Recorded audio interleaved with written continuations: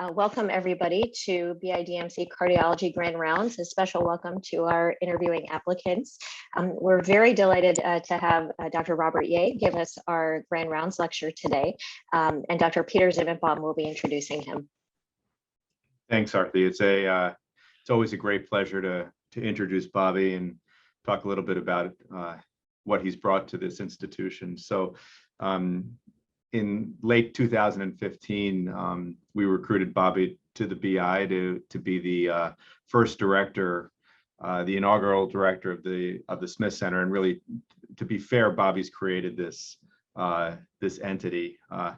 He took an idea that we had together and brought together probably, I would say, one of the most talented group of researchers in the country to work in an environment that's very closely integrated into the cardiology division. And in 5 years, I think, as evidenced by this recent cover story, has really put it on the map as, I think, a beacon of the highest quality investigation in outcomes research. Bobby, I'm not that interested generally in reviewing pedigrees, but Bobby has about as a good a pedigree as one could hope to have to become a clinician and clinical investigator. More importantly, really, he has a vision, I think, for research and for collaboration that's quite unique. It's open and incredibly tolerant and incredibly rigorous, and has resulted in a tremendous amount of growth in the last 5 years. So Arthi, maybe next slide. So I just threw this together. It's just a rough look at the growth in publications, and you can just advance it one more time, and an idea of the funding. So this is really an endeavor that hopes to bring together people doing outcomes research in every discipline of cardiology and beyond cardiology at this point. So each of the major sections in cardiology are represented in the Smith Center with faculty and with the ability for even non-full-time faculty to work with databases and statistical support. It's at this point a largely self-funded entity, although Robert and the division supports the faculty significantly, but a fair amount of NIH funding, a lot of industry funding, and now increasingly fellowships to spearhead specific initiatives. And this is, I think, a testament to Bobby's ability, not just as a scientist, but as a program builder. So with that, I'll let him tell you a little bit about what he's doing these days.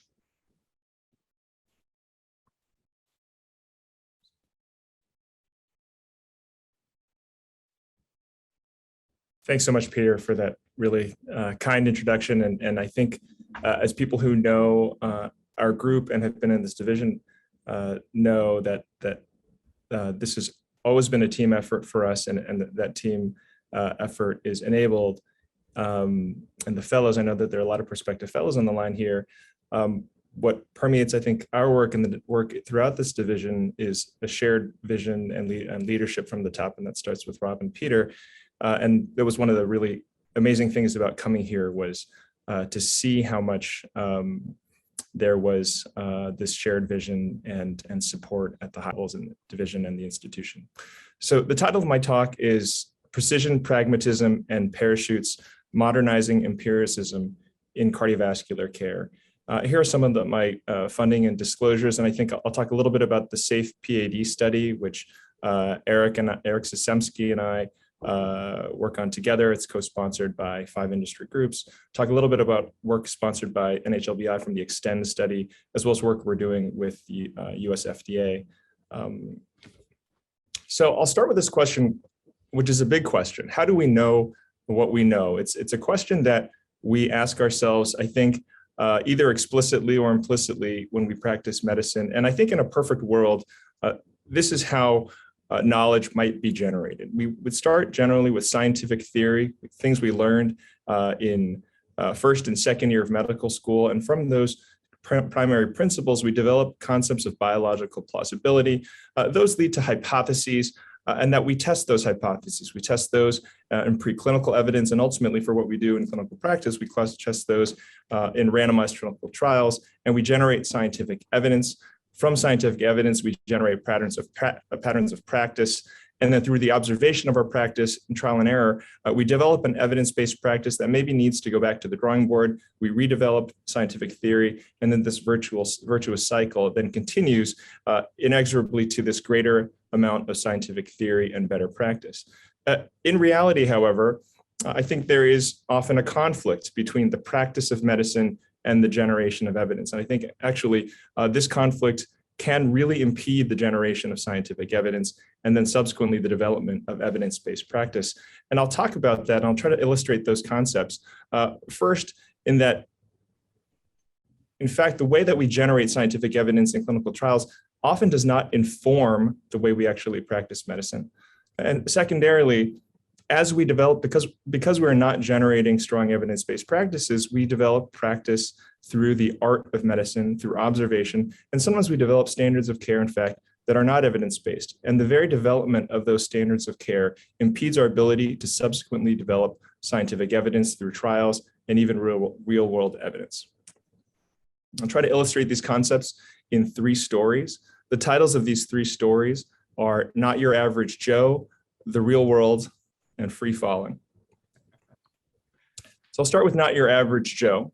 And so this is an artist's depiction of Odysseus as he traveled through the Straits of Messina between, I believe it's Sicily and Calabria. And these are the twin sort of threats on either side. The rocks illustrated by or embodied by these dragons and the whirlpools on the left. And Odysseus had to pass through these narrow straits and avoid these twin threats on either side. And we do this in cardiology, I think, every day. And what we're really navigating through is bleeding and thrombosis. So much of what we do in cardiology, certainly in the cardiac cath lab, and also when managing atrial fibrillation, et cetera, is trying to titrate what is the right way to avoid the evils of thrombosis with anticoagulants, but not go too far and then to cause bleeding. And in fact, this is a really narrow therapeutic area between these two harms. Here's results from the Triton trial, which was an evaluation of prasugrel versus clopidogrel many years ago now in patients who were presenting with ACS. Prasugrel, the more potent P2Y12 inhibitor, versus clopidogrel reduced the risk of stent thrombosis. It reduced the risk of the ischemic endpoints. But unfortunately, there was a 50% increase in most of the major bleeding endpoints, including life-threatening bleeding. We found a similar result in the DAPT study. The DAPT study was a large international multi-center randomized trial that compared 12 months versus 30 months of dual antiplatelet therapy among patients receiving drug-eluting stents, and prolonged dual antiplatelet therapy reduced stent thrombosis, reduced myocardial infarction, and MACE, but at the expense of an increase in major bleeding and even perhaps an increase in death. So this was a trial actually that was mandated by the FDA. It cost $100 million to perform. And I think if you had asked any medical student at the time, what do you think the results will be for a trial that gives more versus less dual antiplatelet therapy to patients? I think most people might have hypothesized that such a trial would reduce ischemic endpoints and increase bleeding endpoints, yet we still actually continue to run these trials. Even at the latest ESC, there was at least one, if not more, major dual antiplatelet therapy duration and potency sort of trials. And so there's not, sort of understandably, an incredible amount of confusion and debate. Certainly this emerged after the DAPT study, and I would say this confusion is still present today about how we should handle these dual concerns, these benefits and harms of therapy. And so these are some selected presentations that I was asked to give and participate in debates in 2015-16 after the presentation of the DAPT study. So one of them, should current American and European DAPT guidelines be changed? Pro, yes, longer is better. Con, no, current guidelines are best. And I was always asked to argue on the pro sort of longer duration guideline. And there were a group of other people across the country and across the world who were sort of pitted against each other on the con side at debate after debate. So another one, should long-term dual antiplatelet therapy be used after MI? Yes, and the data are strong for clopidogrel and prasugrel. No, slow down excess bleeding and no mortality benefit. Do no harm, save lives. And finally, is mortality really an issue for prolonged DAPT? Yes, increased mortality is a serious concern. no, mortality risk is exaggerated. In fact, there may be a survival advantage. And I think what was characteristic about all of these debates was the fact that there was no middle ground. And actually, at the end of these debates, it seemed like nothing was resolved because we would argue one side and another group of investigators would argue one side and another. And really, we were asking the wrong question. The question was more antiplatelet therapy is best versus less, when really, I think we would all know, and the clinicians in the crowd, of course, know this, that sometimes more is better and sometimes less is better. And the challenge is not determining what is the one size that fits best for everybody, but determining which are the patients who benefit from more and which are the patients who benefit from less.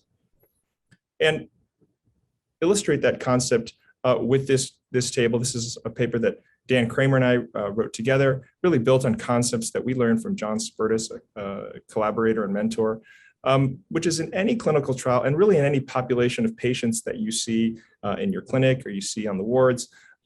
This is a heterogeneous population, and there are some patients probably in this group who would be expected to derive benefit from treatment. There are others who might have an equivocal response represented by the blue, and there are others who might be harmed from treatment, expected to be harmed, and those are patients in the red. And most randomized clinical trials, in fact, I'd say all, have a top-line result that gives that gives a result not for this type of patient. What we really want is to segregate the population into these separate types of groups and then to be able to treat patients accordingly. But instead, what we get is the average treatment result for this patient, this amalgamation of a green, blue, and red patient. And actually, this patient, in theory, doesn't even exist. This is not a patient who comes before you. This is the average treatment effect observed in a population, which really should be a mix of different effect sizes for a heterogeneous group. So how do we get at what we really want, which is to separate those populations individually? So in randomized clinical trials, typically, the response will be, or the way that heterogeneous treatment effects are identified is in usually like a figure 3. Sometimes this table is in the appendix. I've pulled this out of appendix. You're not meant to see actually the text here. It's deliberately small, but you can see there are what they are is a litany of subgroups here on the left side and different treatment effect estimates based on the randomization on the right with hazard ratios. And these are called forest plots. And this is typical trial subgroup analysis. And what these look at is they look at heterogeneity of the treatment effect on the relative scale. They're generally only considering one variable at a time. So age versus race. Next would be, sex, BMI, but it's considering these variables just one at a time. These analyses are extremely underpowered and they rarely find meaningful variation. It is a notable thing when a randomized clinical trial identifies a subgroup that has a different response from the average. But in clinical practice, we treat based on number needed to treat or an absolute risk reductions, not relative. Especially when you're trading benefits and harms, you really need to understand the absolute benefit versus the absolute harm to be able to weigh those. You cannot actually weigh those on the relative scale. And we integrate, of course, a constellation of patient characteristics, not one variable at a time. We're thinking about whether or not the patient is a 75-year-old female who is low BMI with diabetes and chronic kidney disease, not those variables individually. So personalizing care finally assumes a high degree of meaningful variation, even though we rarely find this meaningful variation in clinical trial analysis. And part of the reason we don't find it is because we're not looking for it in the right way. And David Kent at Tufts has really been, I think, the pioneer in trying to bring a new type of analysis to clinical trial results. He's written about this for more than a decade. How should we report, assess and report heterogeneity and treatment effects in clinical trials? And he proposed now in 2010 that we should consider heterogeneous effects on both the relative and absolute scales. And we should report how relative and absolute risk reduction varies by risk as defined by multivariable prediction models as opposed to individual characteristics. So we tried to do this in the DAPT study. Can we identify patients who would be expected to have a large reduction in ischemic events from longer DAPT, but only a small increase or maybe no increase in bleeding? And can we separately predict individuals who are expected to have very little reduction in ischemic events, but perhaps a large increase in bleeding? So we wouldn't want to treat those patients with prolonged dual antiplatelet therapy.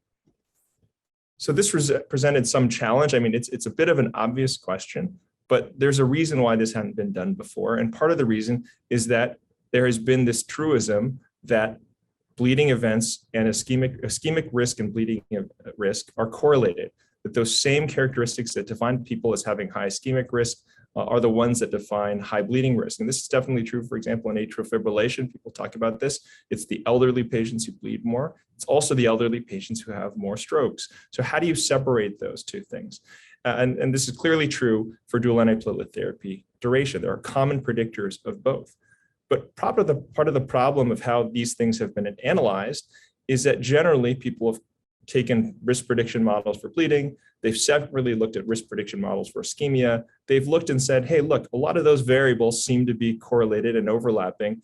And for sure, if you use that type of method, you are going to find these risks to be highly correlated, and you won't find the types of factors that might actually separate these risks. So we took these concepts, and what we tried to do essentially in the creation of something called the DAP score was try to take these two predicted risks, the risk of bleeding and the predicted risk of ischemia, and try to predict actually the difference in these events.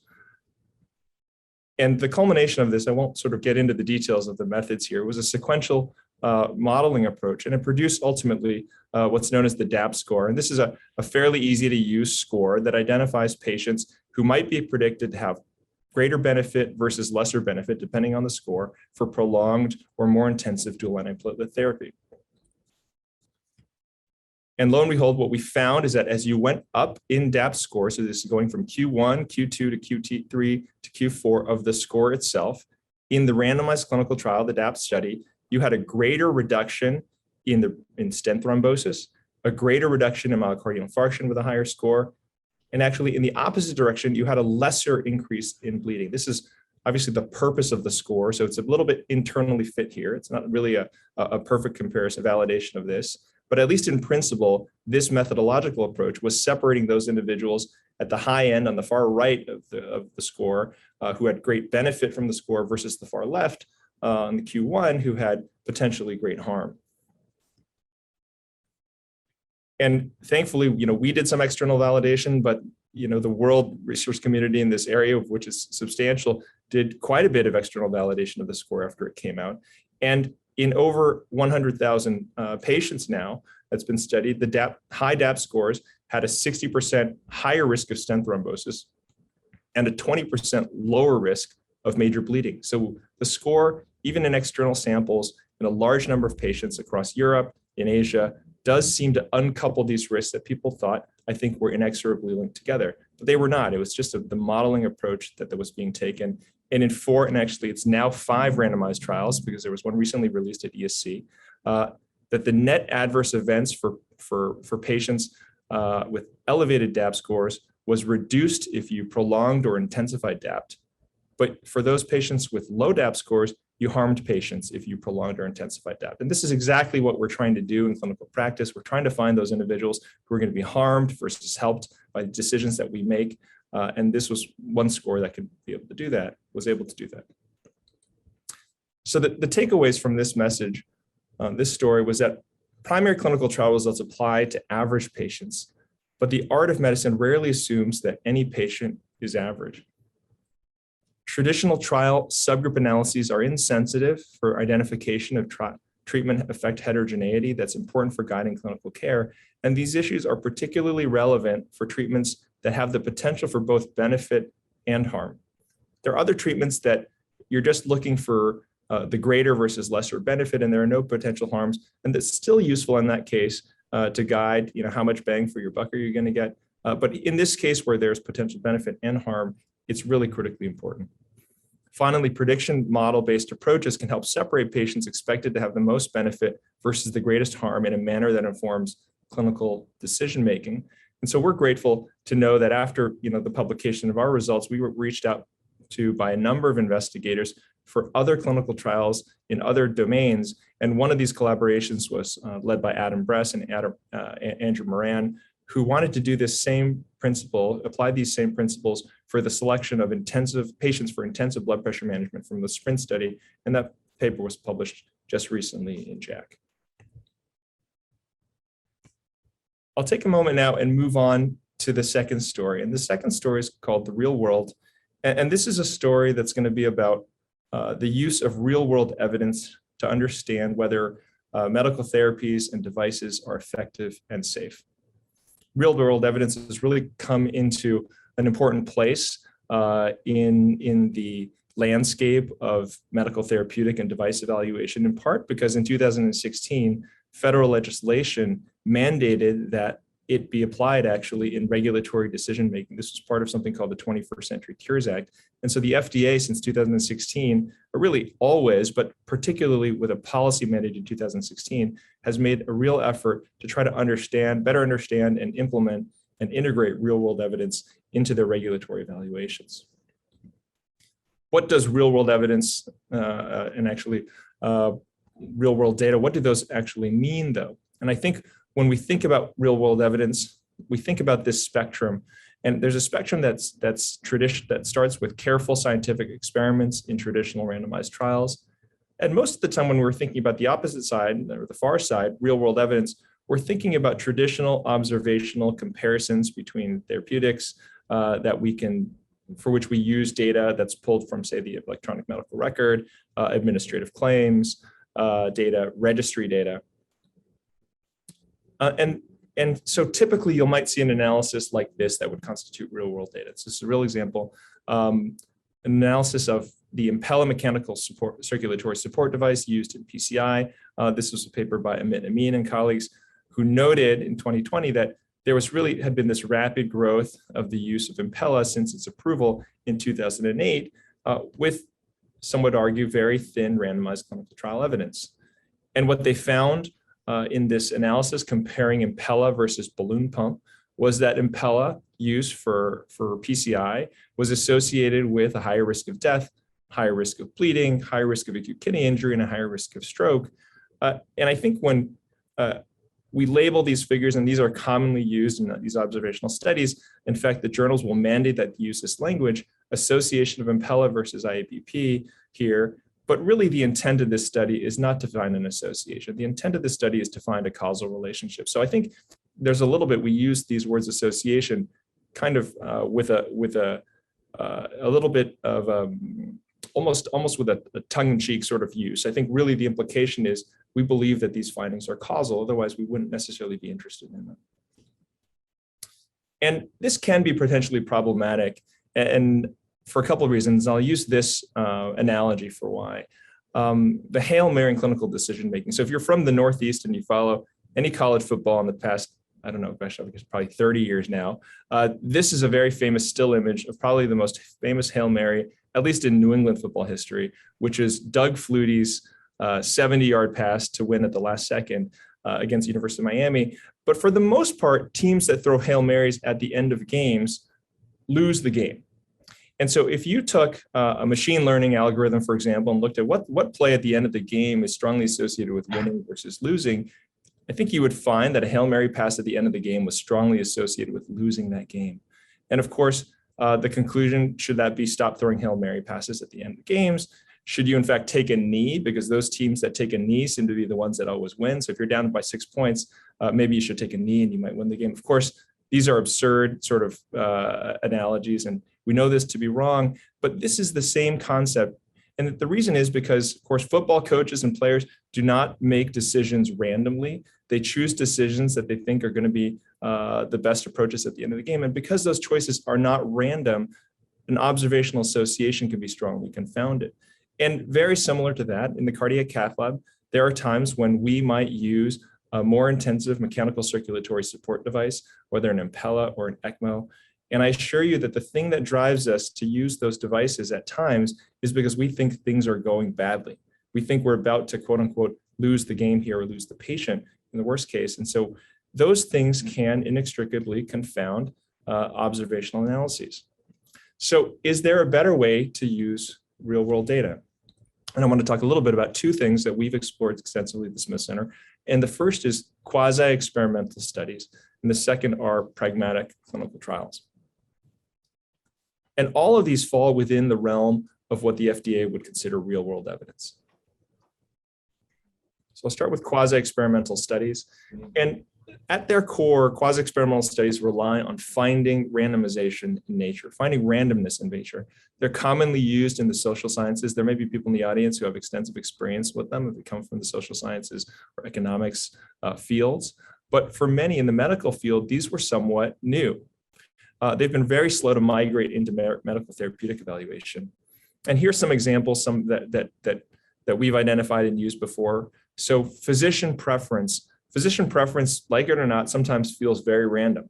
And so, for example, Dwayne Pinto might like to, he doesn't, but he might like to use bivalirudin, and Mike Gibson perhaps uses heparin. And if you amalgamate those random physician preferences over hundreds or maybe thousands of physicians, you have something that's sort of random variation that can be exploited to find what the treatment effect is of bivalirudin versus heparin. We did something like that. Eric Sosomsky led a study like that several years ago. There's the rapid adoption and de-adoption. So what that does is create a bit of a discontinuity. For example, drug-eluting stents were not approved in 2002, so they were 0% used. But in 2003, they were 90% of all stents used. And patients didn't change that much between 2002 and 2003. So there's somewhat of this discontinuity that can be exploited to compare those to trying to find a treatment effect of drug-eluting stents. And we did a paper like this during the drug-eluting stent scares in the late 2000s. And then there's formulary coverage or variation in coverage. For example, if Leahy Clinic stocks drug A, BIDMC stocks drug B. And again, you look at these random formulary decisions that institutions make and average them over time, then you can exploit that to determine what the effects are of drug A versus drug B. And so here's a very specific example of what you get when you don't do a quasi-experimental approach that might be confounded. Here's a paper that looked at the use of vascular closure devices. So some of you may have experience, I know our cardiology fellows certainly do, of using angioceal closure devices for femoral access, for example. These are things that are meant to be able to allow patients to ambulate more quickly and not have people have to have manual compression on their femoral accesses. But in the UK, there was an analysis of 270,000 patients, and they did a propensity score approach. So this is a direct patient comparison of patients who got vascular closure devices, the people who didn't. And they found that among these 270,000 patients, that the use of closure devices was associated with a 9% relative reduction in mortality. Now, I think a couple of things here should be red flags. One is when investigators put the sample size in the title of the paper, I would always just generally be wary. They're trying to, I think, bolster the credibility of their analysis, which is something which actually doesn't necessarily improve the accuracy of what they're estimating. The second is that this is a procedure, for the most part, PCI, certainly elective PCI, that is not known to benefit mortality really at all. So why one's decision to choose a closure device at the very end of this procedure, which is not even the therapeutic part of the procedure, would lead to reduction in mortality, has to be questioned. So actually, at the same time, we were undergoing an analysis, and we recognized that when we stick the groin and we decide to put in a closure device, sometimes it's a terrible stick and we're not going to put a closure device in. Sometimes that artery is full of calcium and there's no way we're going to put a closure device in. But for all of the reasons that we're not going to put a closure device in, every single one of them has to do with the patient being a little more sick than the patient for whom we can put that closure device in. And so we instead wanted to use an instrumental variable approach, which was exploiting this physician randomness, because it turned out that some physicians use closure devices all the time. Other physicians use it almost never. And we found, using the instrumental variable approach, that closure devices, not surprising to us, had no association with mortality, and actually were associated with a very low reduction even in bleeding, which would be the primary mechanism by which closure devices might affect mortality. So what's really interesting about these two papers is that they were published nearly within a month of each other in the same journal, Circ Interventions here, with basically diametrically opposed results. And so I think it was a little bit confusing, both to readers, and I think it represented the confusion around what are considered strong observational research methods and what can be considered reliable. Now, I have a bias. Obviously, we had our study, and I think our study is the right one. But how does someone as a reader know which is the right answer here? That's one of the challenges that's very hard in observational research. We think that one approach is really going back to experimental design, and so this is something that Arthi and Rob think about a lot more than we do who are, I think more clinical research oriented, but the use of controls is really important in fundamental basic science. And so this is a gel, I just pulled this off the web, a gel electrophoresis. We don't do gel electrophoresis in the Smith Center.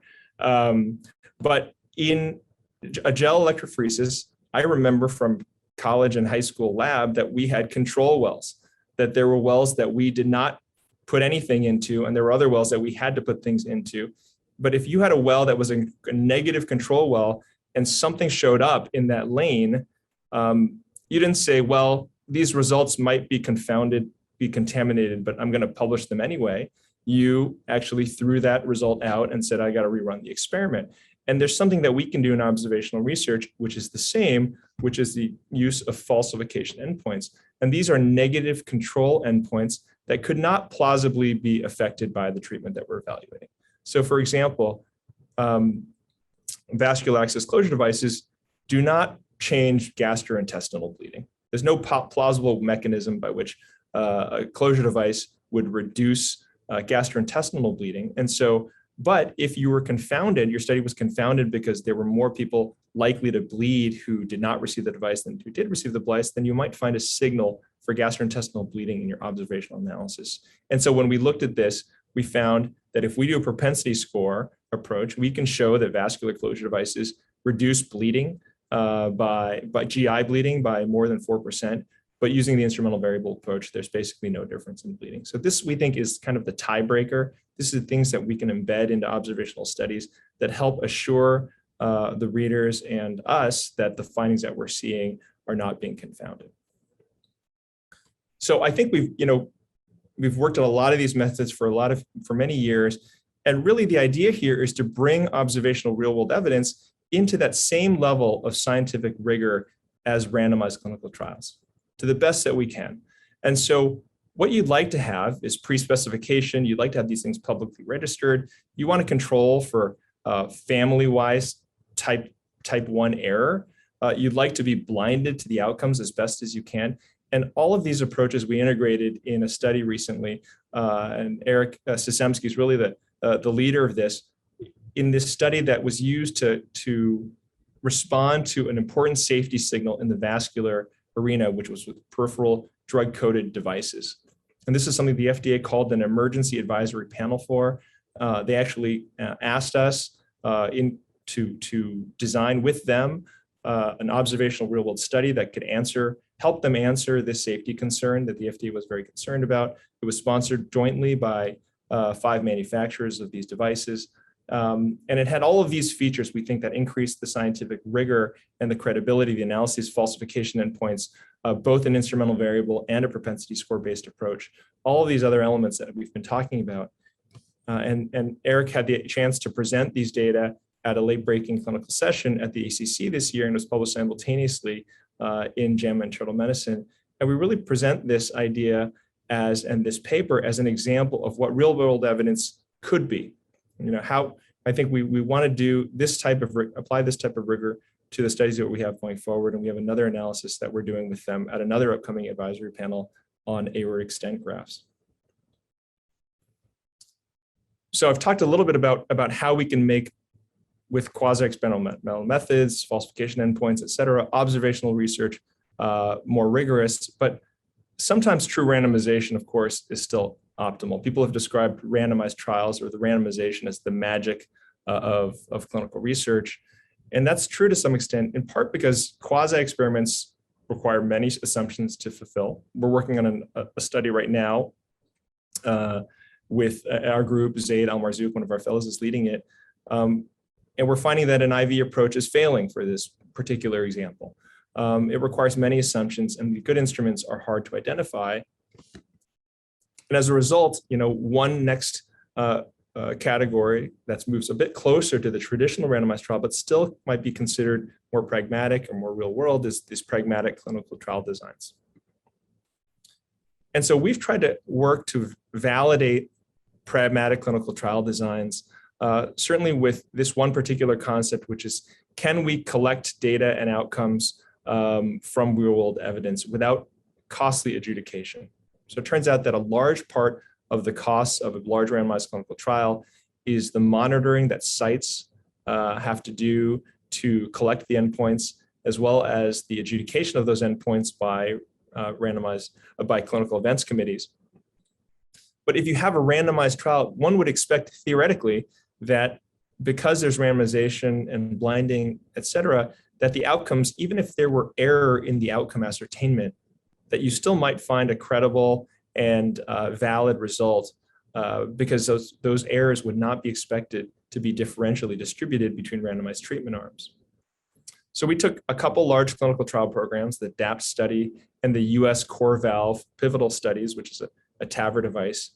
And we took these, and we linked them to the ACC NCDR registries, as well as administrative claims data specifically for Medicare. And our first question was, let's say that we had run the DAPT study and the core valve trials, and we had, instead of following these patients up with clinical events committees, just followed them in the wild and collected their outcomes data with Medicare claims alone. So this was a study that was led by Jordy Strom, who's one of our investigators too, and head of imaging research with our group and an echocardiographer. And he looked at the primary endpoint of the US core valve high-risk trial, which was the pivotal trial that led to the approval of the initial approval of the core valve device. And on the left side, you'll see what the primary outcome, which was just mortality, of the trial ascertained mortality.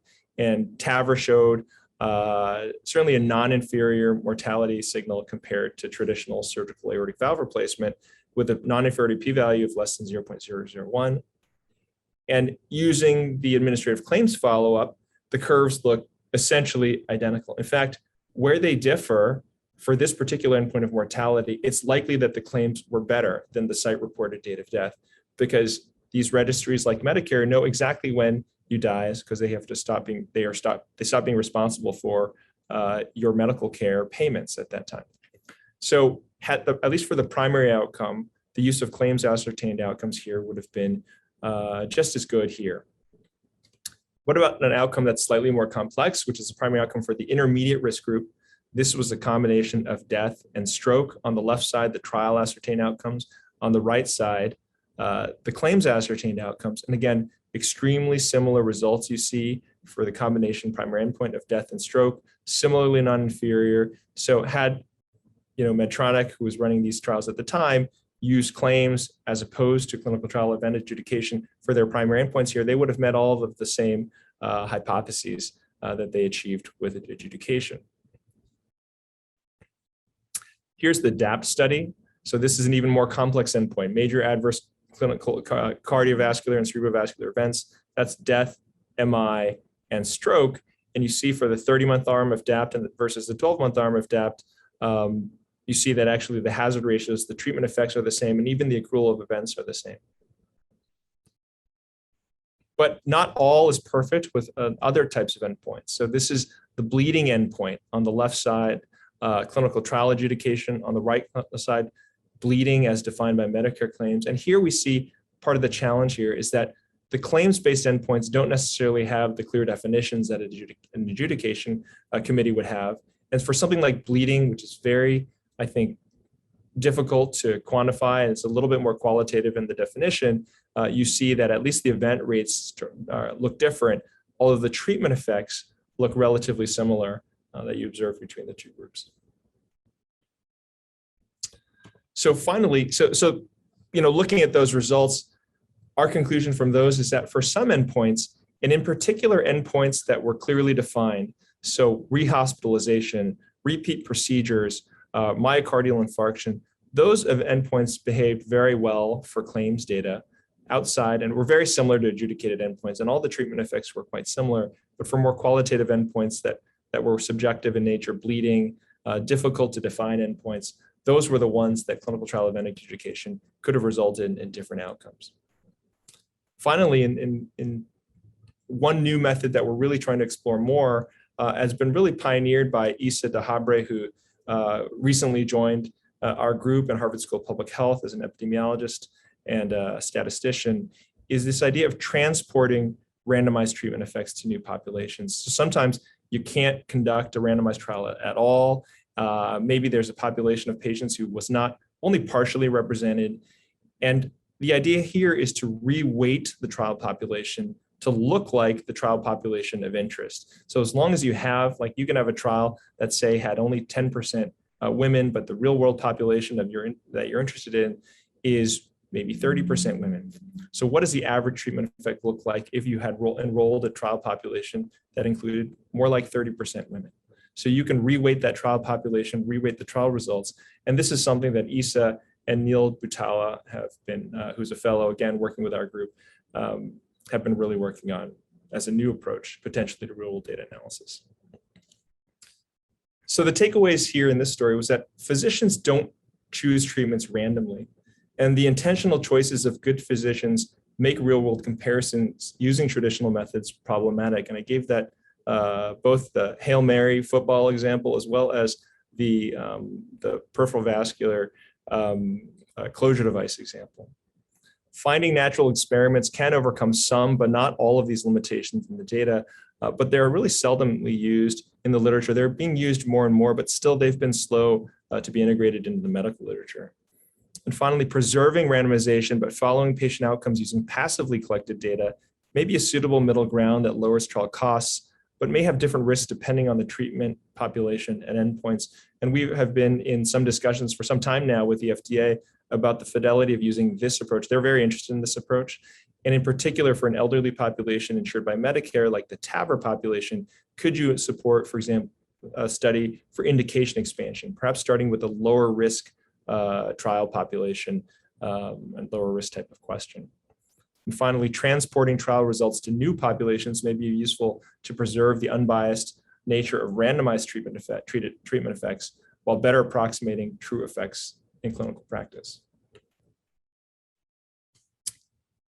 So I'm going to move on to my last story in the last 10 minutes here, which is titled Free Falling.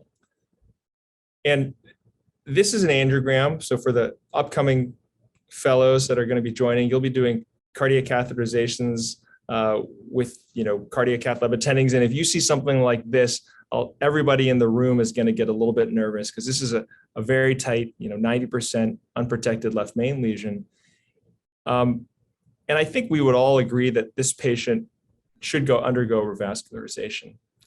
But I think it would be reasonable to ask, and as we always should be asking, what's really the evidence supporting this and why do we feel that way?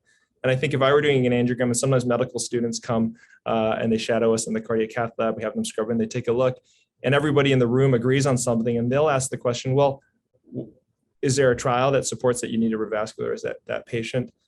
And sometimes the response would be that we don't need RCTs to tell us everything. And the analogy that's often used, that has been always used in the past, is we don't need RCTs to tell us, for example, that parachutes work. It's so plausible. There's so much strong foundational biological plausibility here that it would be silly and nobody would ever want to do a randomized trial here.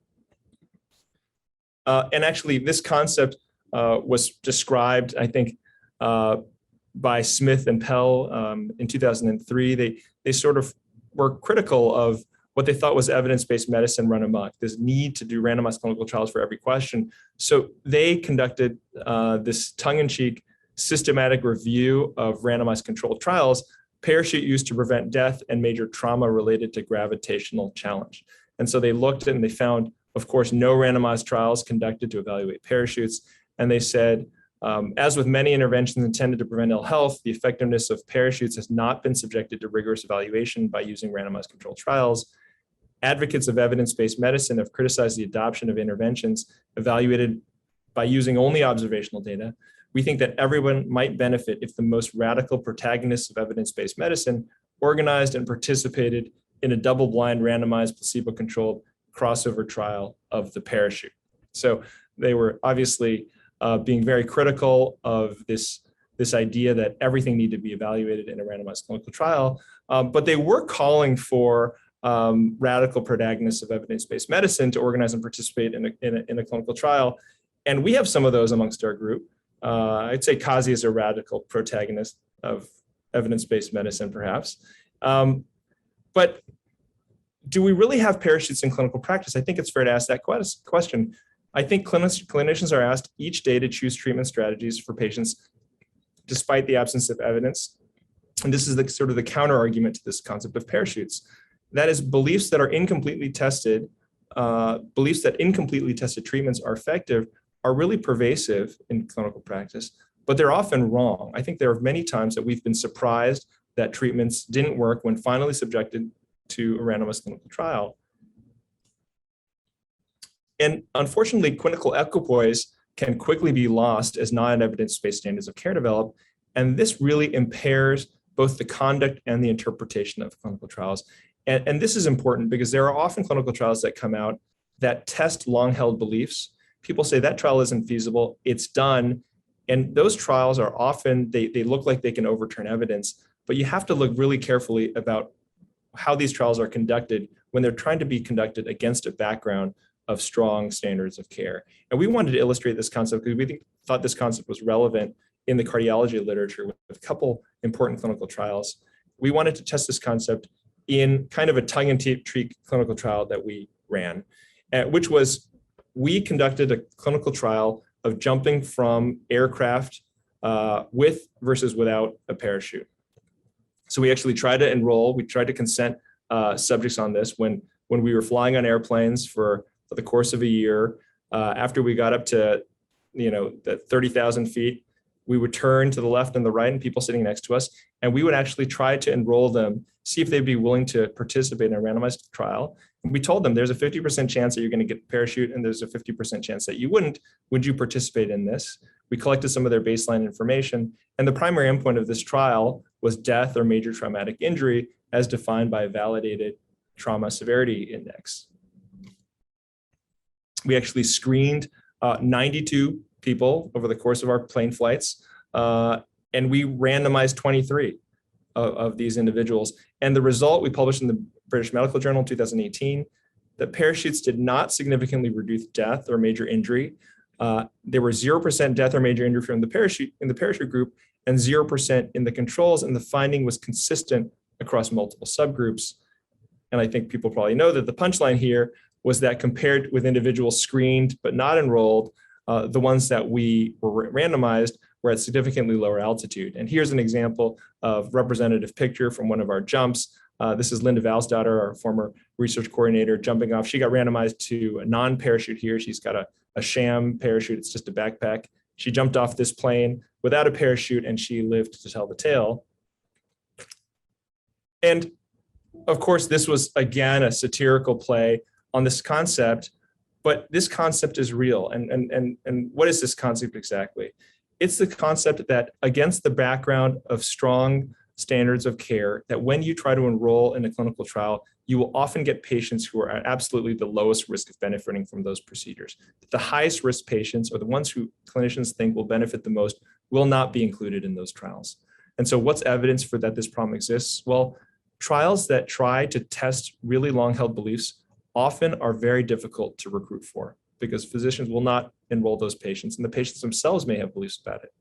If you look at disease severity in randomized clinical trials versus real-world cohorts in this population, almost invariably, the randomized clinical trial population will have lesser disease severity, they'll be healthier, they will have fewer symptoms. And just ask a physician who's actually enrolling their patients and see if they'd be willing to randomize. And you can see actually accommodation for these types of principles is really built into even the protocol. So the ischemia trial, important trial, but it has as one of the major secondary sub-studies, this evaluation of whether or not quality of life was improved with an invasive approach versus a conservative approach. But as one of the exclusion criteria, a quote unquote unacceptable level of angina despite maximum medical therapy existed. So you're going to pull out, again, the patients who would expect to derive the most benefit, the greatest treatment effect from an invasive approach here. And it may well be that those patients may not have benefited from an invasive approach, but you wouldn't know the difference. You're pulling out the patients who theoretically could benefit the most. And this is true of trials like the COURAGE trial. It's true of trials like ORBITA. It may be true in other domains. I know the renal artery stenting population also has trials that look like it was just the highest severity patients who were selectively excluded. And actually, this idea of fast loss of equipoise and the development of non-evidence-based standards of care impairing the conduct of clinical trials was clearly evident. It has been evident during the COVID-19 pandemic. There have been, standards of care that developed quickly that were probably incorrect. Early intubation, use of hydroxychloroquine, ivermectin, ongoing problem, convalescent plasma, anticoagulation seemed to be one of those parachutes that, when tested in randomized clinical trials, was ultimately not found to be effective necessarily. And Dan Kazi and I wrote a little bit about this. We wrote this on behalf of the parachute trial investigators in the BMJ opinion about how the equipoise on COVID-19 therapeutics had been quickly lost. And if you look in the US in particular, it had been lost. And the major randomized trials that have influenced COVID-19 care, it's notable that almost none of them, maybe none of them, have been conducted in the US. So there's something in particular about the way we practice medicine here that I think impairs clinical trial conduct and facilitates, I think, the early loss of equipoise. So the takeaways: standard of care develop that render some clinical trials difficult to conduct. Clinical trials that challenge standards of care are needed, but they're at risk of being uninformative for the reasons that we just talked about, that they can have low enrollment of patients who might benefit the most. And this risk will likely only be recognized by those practicing in the field, but those in the field may also be the least objective. So that's a problem that we didn't really delve into, but certainly exists. Solutions will require courage and humility on the part of clinicians. I think we need to normalize uncertainty in our clinical practice. I don't think that because we have to make decisions, we have to make a decision, but that doesn't have to come necessarily with the strong belief that what we're doing is always right. And that needs regulatory involvement to be able to conduct trials before standards of care develop and not after. So I started with this slide describing how scientific theory, this ideal notion of scientific theory, moving to scientific evidence, and then moving to evidence-based practice was really hurt by just the fact that we need to make decisions as clinicians and we need to do the right by our patients, and how it impairs the development of evidence, and also how clinical trials didn't develop research in a way that facilitated how we make decisions. And so I talked a little bit about how we can produce trial evidence that better supports individual decision-making through the use of multivariable subgroup modeling, ideas that David Kent has proposed for a while. I talked about how observational research designs, more rigorous ones, can overcome some of the limitations that treatment selection bias imposes on real-world evidence comparisons, but talked a little bit also about how the maintenance of clinical humility and maintenance of equipoise was important, such that we could then conduct clinical trials before standards of care developed.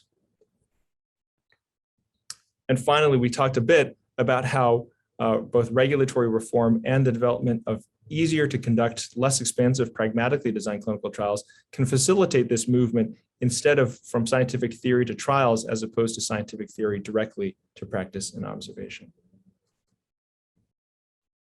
So that's all I have. I wanted to just show a picture. Peter talked a little bit at the beginning about our work at the Smith Center. It's been really a tremendous Joanne's reminding me, 6 years that we've been here growing this group. It's a really fun place to be. I know that some of you who are interested in health policy, health services, comparative effectiveness, clinical research, may be interested in exploring more here. Look forward to talking to you later this morning.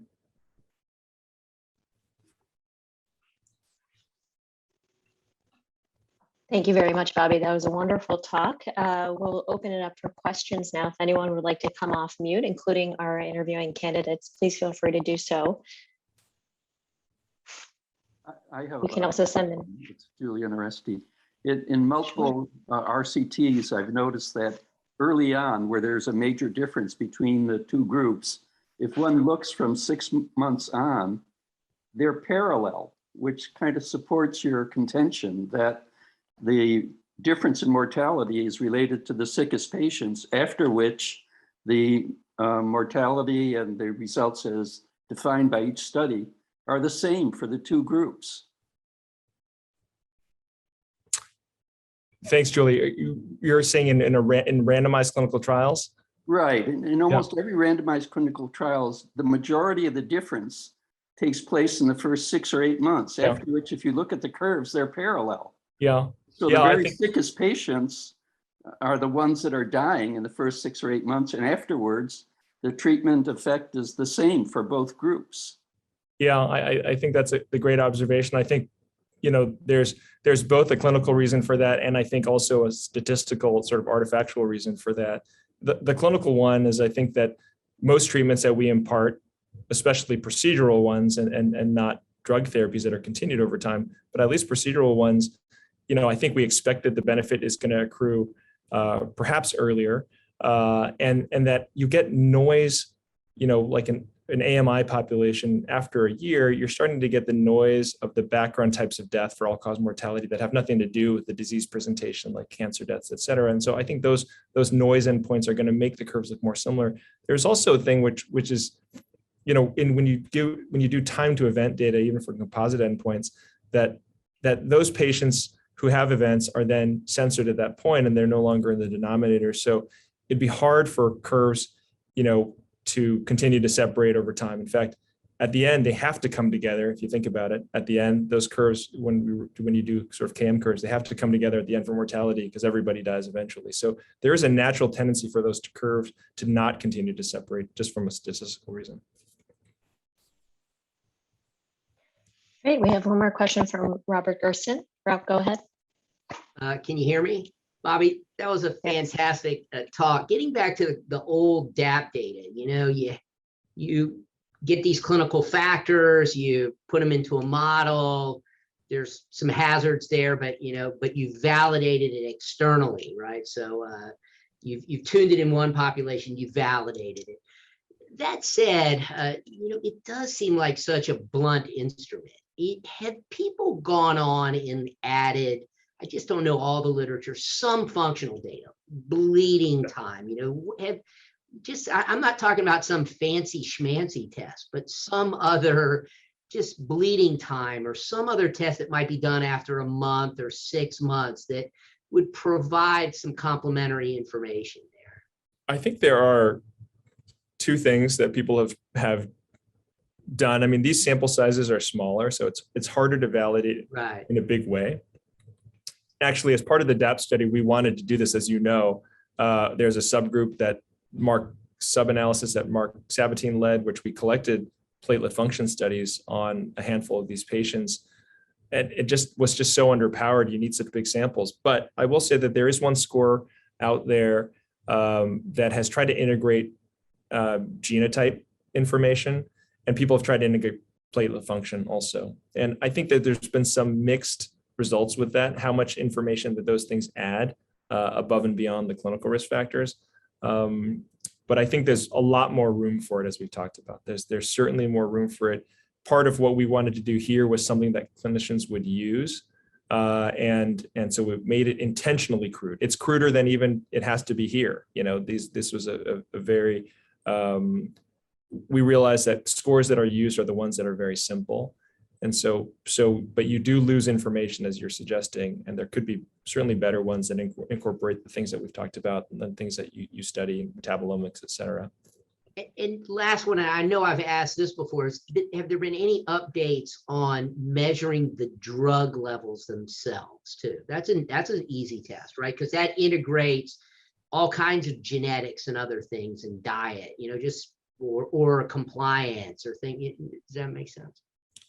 Yeah, I think that people would probably take it a step farther and say that the platelet function testing is probably the one that they want over the drug levels, because the drug levels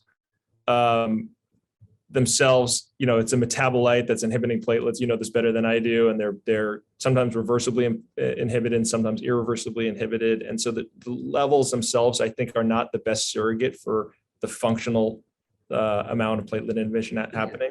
So functional test. Yeah, but I think the functional tests like the Verify Now assays and things of that nature have been used, but those have been studied in randomized clinical trials. Early randomized clinical trials did not find a benefit to tailoring dual antiplatelet therapy based on, for example, Verify Now assays. But it could be, again, that you need to look a little bit more in a more refined manner that integrates kind of multivariable and testing in addition to just the platelet function test. Yeah, hi. Great, so we'll wrap it. I know we have many questions. We do have fellowship interviews coming up. And so I think in the interest of time, we will wrap it up today. I'm sure that Dr. Ye would be happy to answer any questions offline. We just want to make sure everyone can get in time to their interviews and have a short break. So thank you very much, Bobby. That was really a fantastic talk. And we will see everyone next week. Great. Thanks, everyone.